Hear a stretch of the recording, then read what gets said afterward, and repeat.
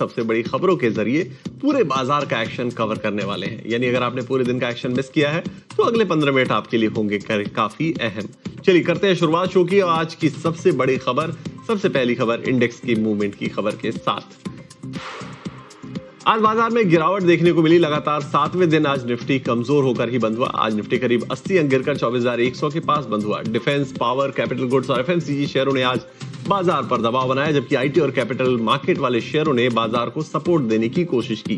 कोल India का share आज करीब 2% लुढ़ककर निफ्टी का टॉप लूजर बना। निफ्टी बैंक में आज अच्छी रिकवरी देखने को मिली। निफ्टी बैंक निचले स्तरों से करीब 200 अंकों की रिकवरी के साथ 57,200 के पास बंद हुआ। सरकारी और प्राइवेट बैंक दोनों में ही आज सुस्ती हावी रही। आईसीआईसीआई बैंक का शेयर आज करीब 1% गिरकर इंडेक्स का टॉप लूजर बना। इसके अलावा आज एसबीआई के शेयरों में भी 1% की गिरावट देखने को मिली। एफएमसीजी शेयरों में आज बिकवाली देखने को मिली है। निफ्टी एफएमसीजी इंडेक्स आज करीब 1% लुढ़का। इंडेक्स के 15 में से 11 शेयर आज लाल निशान में बंद हुए। कोलगेट का शेयर आज 1.5% की गिरावट के साथ इंडेक्स का टॉप लूजर बना। इसके अलावा आईटीसी और वरुण बेवरेजेस में भी 1% से ज्यादा की गिरावट देखने को मिली। ऑयल और गैस शेयरों पर भी आज दबाव देखने को मिला। Nifty oil and gas index आज करीब 0.5% लुढ़का। इंडेक्स के 15 में से 9 शेयर आज लाल निशान में बंद हुए। बीपीसीएल का शेयर आज 1% से ज्यादा लुढ़का। वहीं ऑयल इंडिया और ओएनजीसी के शेयरों में भी करीब 1% की गिरावट ही देखने को मिली। ऑटो शेयरों की रफ्तार भी आज धीमी पड़ गई। निफ्टी ऑटो इंडेक्स आज लाल निशान में बंद हुआ। इंडेक्स के 15 में से 13 शेयर आज गिरकर बंद हुए। अशोक लेलैंड का शेयर आज 1% से ज्यादा लुढ़का। इसके अलावा हीरो मोटोकॉर्प और आयशर मोटर्स में भी 0.5% की गिरावट देखने को मिली। फार्मा शेयरों में भी आज गिरावट के बीच कारोबार देखने को मिला। निफ्टी फार्मा इंडेक्स आज गिरकर बंद हुआ। इंडेक्स के 20 में से 16 शेयर आज लाल निशान में रहे। ग्लेनमार्क फार्मा का शेयर 2% से ज्यादा की गिरावट के साथ इंडेक्स का टॉप लूजर रहा। वहीं एल्केम लैब्स और अरोबिंदो फार्मा के में 1.5% से ज्यादा की कमजोरी देखने को मिली।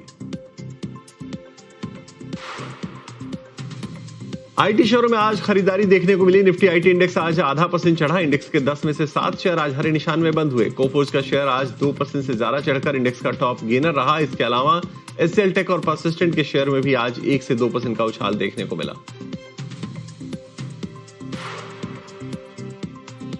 सीमेंट शेयरों में आज बिकवाली देखने को मिली। स्टार सीमेंट का शेयर आज करीब 2.5% लुढ़का। वहीं श्री सीमेंट और जेएसडब्ल्यू सीमेंट के शेयरों में भी 2% की गिरावट देखने को मिली। इसके अलावा अंबुजा सीमेंट और जेके सीमेंट के शेयर भी 1 से 2% टूट गए।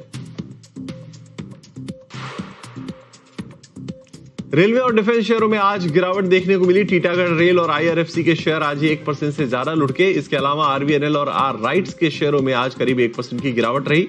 डिफेंस शेयरों की बात करें तो आज भारत डायनेमिक्स का शेयर करीब 3% टूटा है। अदानी ग्रुप कंपनियों के शेयरों में भी आज गिरावट का ही रुख रहा। अदानी एनर्जी के शेयर में आज सबसे ज्यादा यानी करीब 4% की गिरावट देखने को मिली। इसके अलावा अदानी ग्रीन और अदानी पावर के शेयरों में भी आज 1% से ज्यादा की गिरावट रही। वहीं अंबुजा सीमेंट और एसीसी 1% तक लुढ़के। शुगर शेयरों की मिठास आज के कारोबार में बढ़ी है। श्री रेणुका शुगर्स और बजाज हिंदुस्तान के शेयरों में 5 से 9% का उछाल देखने को मिला। वहीं धामपुर शुगर, द्वारिकेश शुगर में भी आज 5% तक की बढ़त रही है। दरअसल ग्लोबल स्तर पर चीनी की कीमतों में जोरदार तेजी से शुगर शेयरों को सपोर्ट मिला है। एचईजी को रीस्ट्रक्चरिंग से की मंजूरी के लिए एनसीएलटी से मंजूरी मिल गई है। कंपनी अपने ग्रेफाइट बिजनेस को अलग करेगी। हालांकि शेयर में इसके बाद 4% से ज्यादा की गिरावट देखने को मिली। रीस्ट्रक्चरिंग के बाद कंपनी का क्या स्ट्रक्चर और शेयर होल्डिंग पैटर्न रहेगा, बताने के लिए हमारी सहयोगी सुनिधि जुड़ रही हैं। सुनिधि बताइए। एनसीएलटी ने एचईजी के कॉम्पोजिट स्कीम ऑफ अरेंजमेंट को मंजूरी दे दी है, जो कंपनी के रीस्ट्रक्चरिंग प्लान में एक बड़ा माइलस्टोन है। इस डीमर्जर के तहत मौजूदा ग्राफाइट इलेक्ट्रोड बिजनेस को नए एचईजी लिमिटेड में ट्रांसफर किया जाएगा, जबकि एग्जिस्टिंग एचईजी लिमिटेड का नाम बदल के एचईजी ग्रीन टेक रख दिया जाएगा। एचईजी ग्रीन टेक में कंपनी के नए ग्रोथ बिजनेसेस शामिल होंगे, जैसे कि ग्रीन एनर्जी और एनर्जी स्टोरेज आरई प्लस के थ्रू और टीएसीसी के through battery anode materials. Share holders के लिए मौजूदा एचईजी लिमिटेड के हर एक शेयर के बदले नए एचईजी लिमिटेड का एक शेयर इशू किया जाएगा और स्कीम के तहत भीलवाड़ा एनर्जी को भी एचईजी ग्रीन टेक में शामिल किया जाएगा। स्कीम के बाद एचईजी ग्रीन टेक के पास लगभग 1727 करोड़ के एसेट्स होंगे और 1000 करोड़ से ज्यादा नेटवर्थ होगी। वहीं ग्राफाइट बिजनेस को हाउस करने वाले एचईजी लिमिटेड के पास लगभग 4,300 करोड़ की एसेट्स और 3,800 करोड़ की नेटवर्थ होगी। ओनरशिप की बात करें तो HEG ग्रीन टेक में प्रोमोटर होल्डिंग अभी के 56% के आसपास से बढ़ के 61% हो जाएगी, जबकि पब्लिक होल्डिंग 39% के आसपास रहेगी। ग्रेफाइट बिजनेस में प्रोमोटर और पब्लिक होल्डिंग अभी के 56% और 44% के आसपास बनी रहेगी। तो ओवरऑल अगर हम देखें तो डीमर्जर से दो फोकस्ड बिजनेसेस क्रिएट होंगे कंपनी के लिए। इससे कैपिटल एलोकेशन में एफिशिएंसी आएगी और आगे चल के दोनों बिजनेसेस की अलग अलग वैल्यू को अनलॉक करने में मदद मिलेगी।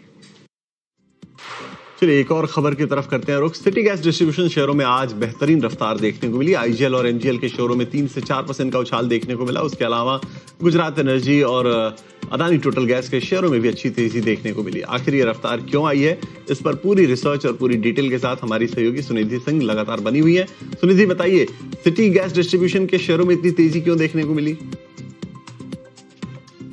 Ministry of petroleum and natural gas ने 1 सितंबर से एक नई इंसेंटिव स्कीम अनाउंस की है, जिसका मकसद है घरों में PNG का यूज बढ़ाना। इंद्रप्रस्थ गैस, महानगर गैस और ATGL इस स्कीम का फायदा उठा सकती हैं और आज इन स्टॉक्स में तेजी देखने को मिल रही है। स्कीम के तहत प्रिस्क्राइब्ड थ्रेशोल्ड से ऊपर हर नई बिल्ड PNG कनेक्शन पर CGDs को 200 SCM एडिशनल सस्ती APM गैस मिलेगी। इससे गैस की खरीद की कॉस्ट कम होगी, नए कनेक्शंस ज़्यादा प्रॉफिटेबल होंगे और PNG अडॉप्शन देश में बढ़ेगा। ये कदम इसलिए भी इम्पॉर्टेंट है क्योंकि इंडिया अपनी LPG की ज़रूरतों का लगभग 60% अभी भी इम्पोर्ट करता है, जबकि PNG का यूज़ अभी भी बहुत कम है। इससे LPG से PNG का कन्वर्जन बड़ा होगा और एक नया मौका मिलेगा। सरकार नेशनल PNG ड्राइव 2.0, तेज अप्रूवल्स और नेचुरल गैस वैट कम करने जैसे कदमों से इस एक्सपेंशन को सपोर्ट कर रही है। APM गैस की अवेलेबिलिटी की अगर हम बात करें तो वो अभी भी कम है, क्योंकि Q1 में हमने देखा कि इंद्रप्रस्थ गैस के गैस मिक्स में APM का हिस्सा सिर्फ 27% रहा और महानगर गैस में सिर्फ 30% था। इस वजह से कंपनीज को महंगी न्यूएल गैस और HPHT गैस और LNG पर ज़्यादा निर्भर होना पड़ा। तो इस खबर की वजह से अब इंद्रप्रस्थ गैस, जो कि CNG वॉल्यूम्स में सबसे बड़ी है, महानगर गैस जिसके मार्जिन सबसे ज़्यादा हैं और ATGL जो सबसे बड़ी प्राइवेट प्लेयर है, गैस की बेहतर अवेलेबिलिटी से PNG की बेहतर इकोनॉमिक्स से फ़ायदा उठा सकते हैं। वहीं अगर हम गुजरात एनर्जी को देखें तो इसका एक्सपोजर इंडस्ट्रियल और कमर्शियल सेगमेंट में ज़्यादा है, जहां पे महंगी LNG और सस्ते ऑल्टरनेटिव फ्यूल्स के कारण कंपनी पे अभी भी दबाव बना हुआ है।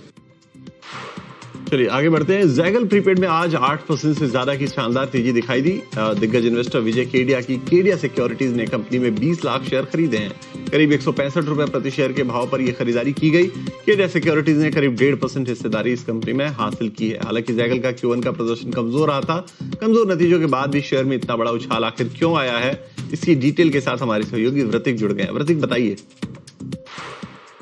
जी हाँ, तो बात करते हैं जैगल की। तो सबसे पहले हम अगर 2 दिन पहले जाए और उसके रिजल्ट की बात करें तो कंपनी ने वीक परफॉर्मेंस दी थी अपने Q1 FY27। अगर उनकी रेवेन्यू की बात करें तो रेवेन्यू में 27% का हमें जंप देखने मिला था, बट जो उनका जो गाइडेंस था वो था 40% जंप का।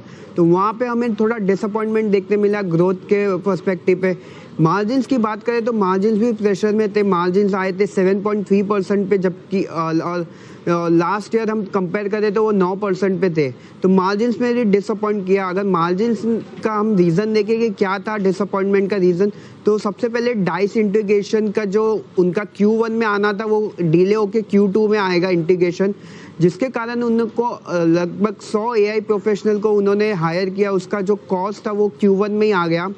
एम्प्लॉय कॉस्ट बढ़ गई है एनुअल इंक्रीमेंट्स के चलते हुए। एम्प्लॉय कॉस्ट में हमें एक अच्छा उछाल देखने वाला, जिसकी वजह से मार्जिन डिसअपॉइंट हुए। मार्केटिंग और एम्प्लॉय एक्सपेंस भी काफ़ी बढ़ गए थे। और जो एक अकाउंटिंग प्रिंसिपल जो चेंज किया उन्होंने, पहले वो जो डेप्रिसिएशन थे वो डेप्रिसिएशन जो चार्ज होता था वो पहले कैपिटलाइज करते थे एक्सपेंस को, अभी वो रिकॉग्नाइज कर दे उनके PL में, तो जिसके कारण हमें एक PL में बहुत बड़ा हिट देखने को मिला और जिसके कारण उनके मार्जिन और प्रॉफिटेबिलिटी में हमें बहुत बड़ा प्रेशर देखने मिला। चलिए आगे बढ़ते हैं। वेल्सपन कॉर्प का शेयर आज के सत्र में रिकॉर्ड ऊंचाई पर पहुंचता हुआ नजर आया। शेयर में आज लगातार तीसरे सत्र में तेजी देखने को मिली। इंट्राडे में शेयर ने आज 1984 रुपए का नया हाई बनाया। आज शेयर में औसत से ज्यादा वॉल्यूम के साथ कारोबार हुआ। जून तिमाही में कंपनी ने रिकॉर्ड एबिटा दर्ज किया था और रिपोर्टेड पैट में 3 गुना का उछाल देखने को मिला था। जुलाई अंत तक कंपनी ने करीब 25,750 करोड़ रुपए का रिकॉर्ड ऑर्डर बुक भी पोस्ट किया है। बिहारी लाल इंजीनियरिंग के शेयर ने आज शेयर बाजार में शानदार एंट्री की है। कंपनी का शेयर एनएसई पर 465 रुपए के भाव पर लिस्ट हुआ, जबकि इसका इश्यू प्राइस 285 रुपए का था। यानी एनएसई पर निवेशकों को करीब 63% का बम्पर लिस्टिंग गेन मिला। वहीं बीएसई पर भी शेयर 458 रुपए के भाव पर लिस्ट हुआ, जो इश्यू प्राइस से करीब 61% के प्रीमियम है। यानी कमजोर बाजार के बीच में भी इस कंपनी की शानदार लिस्टिंग ने निवेशकों को जोरदार कमाई का मौका दिया। शिप रॉकेट ने भी शेयर बाजार में शानदार डेब्यू किया है। कंपनी का शेयर एनएसई पर 131 रुपए के भाव पर लिस्ट हुआ, जबकि इश्यू प्राइस 97 रुपए का था। यानी एनएसई पर करीब 35% का प्रीमियम मिला। वहीं बीएसई पर शिप रॉकेट की लिस्टिंग 129 रुपए 50 पैसे के भाव पर हुई, जो इश्यू प्राइस से करीब 33.5% ज्यादा है। सोने और चांदी के दामों में आज मिला जुला एक्शन देखने को मिला। घरेलू बाजार में सोने का भाव करीब 0.5% चढ़कर 1,55,100 के पास पहुंचा। वहीं कॉमेक्स पर सोना करीब 0.5% की गिरावट के साथ $4400 के करीब कारोबार कर रहा है।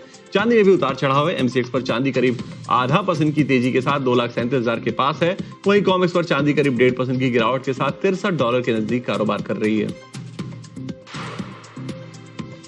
कच्चे तेल में आज बढ़त के साथ कारोबार देखने को मिला। ब्रेंट क्रूड करीब 1% की तेजी के साथ $92 के पास पहुंच गया। वहीं WTI क्रूड करीब 1.5% चढ़कर $86 के पास कारोबार कर रहा है। जबकि घरेलू बाजार में भी कच्चा तेल करीब 1% की तेजी के साथ 8200 रुपए के भाव पर कारोबार करता हुआ दिखा। दरअसल अमेरिका और ईरान के बीच सीज फायर खत्म होने और दोनों देशों के बीच टेंशन बढ़ने से ग्लोबल सप्लाई को लेकर चिंता बढ़ी है। चलिए आज मार्केट टॉप 20 में फिलहाल इतना ही, लेकिन यहाँ एक छोटे से ब्रेक के लिए हम रुकेंगे। ब्रेक के बाद जब हम लौटेंगे तो आपके लिए लेकर आएंगे देश दुनिया की तमाम खबरें स्वदेश खबर में।